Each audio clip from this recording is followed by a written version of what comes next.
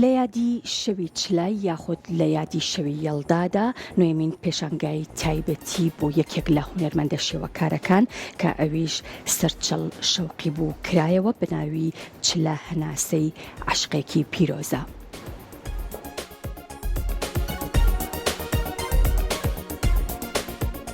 پاژنێڕۆی ئەمڕۆ لە گەلەری ئەمنە سوورەکە کۆمەڵەی کەلەپور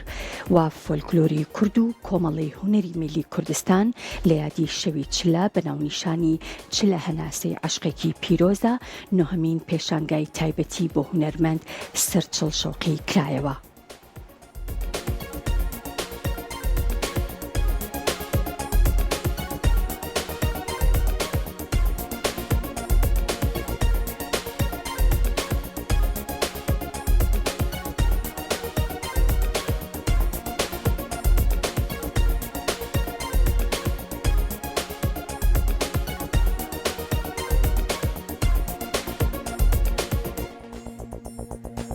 ئەم پێشانگایە بە ناوی چلە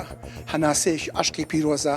کە ئیمڕۆ ئەخیر ڕۆژی پاییزە وەکو نەریتی ساڵانە کۆمەڵی کەلەپوری فۆلکلۆری کورد ئەم یاد ئەکەنەوە و من بە پێشانگایەک بەشداریم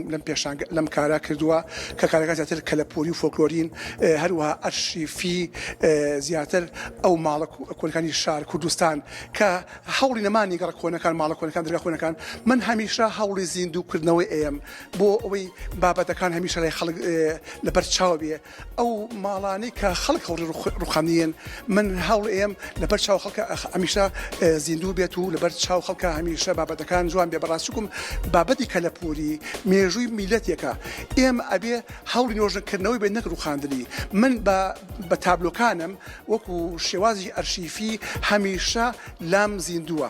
ئەگەر ئەو شغلانش ئەگەر نەمێنێ ئەو شێوانە من هەوڵ ماوە بە شێوەی تابلۆکانم دەری بڕم و هیوادارم ئەم پێشانگایە کارتابلۆکان بە دڵی ژەماوە بێت و یان بکرێت بە کارت بکرێت بە شێوەیەکی ڕۆژمێر بکرێت بە پول چکم هەمووی دەرالێت لە ژیانی کوردەواری و ماڵە کوردەواریەکانەکە ئەوانێکە خەڵکان ژیانێکی خۆشیان بەسەر بردووە بتوان بڵم کەلەپور مێژووی کردە نزیکەی 200 ساڵ زیاتر ئەم ماڵیتیاک لە کۆنەکانە دەرگا کۆنەکان کەواتە مێژووی میلەتێکە با ئێمە هەوڵ بین هەر کەسە و بە بابەتی خۆی ساوندەمەندی شێوەکاری بە تابلۆکانی شانۆکار بە شێوەی شانۆکار هەر بە هەر کەسەوە بتوانێت بە شێوازێک خزمەتی کەلەپور و فۆلکلۆری نیشتمانەکەی بکات.